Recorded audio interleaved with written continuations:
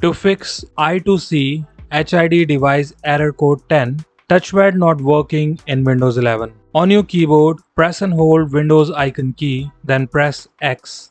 Then use up and down arrow key to select device manager, then press enter.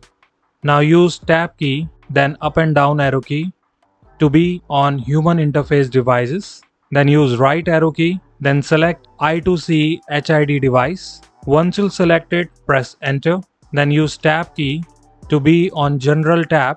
Then use right arrow key to select power management tab. Now use tab key to be on this option. Allow the computer to turn off this device to save the power, and press space to uncheck it. Then use tab key to select OK, and once you select it, press enter.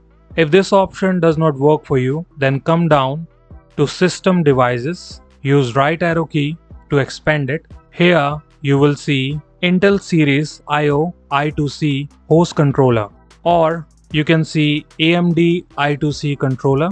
You need to follow the same procedure. Simply select it, then press enter, use the tab key, go to the power management tab and uncheck the option, then select OK. Hopefully this will work for you. If you still need help, you can contact us on our Instagram or Facebook page. See you in the next video.